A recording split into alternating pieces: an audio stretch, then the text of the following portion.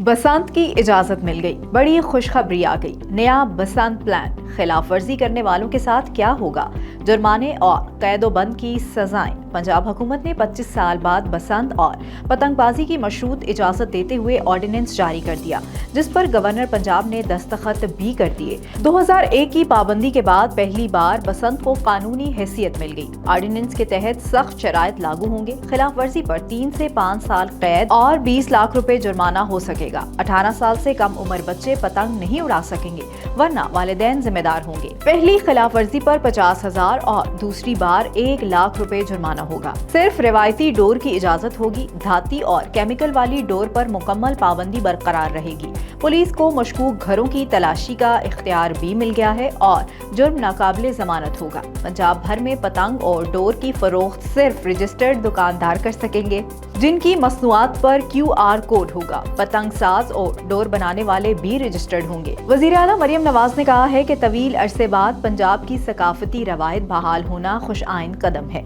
Updates के लिए देखते रहिए VNews.pk।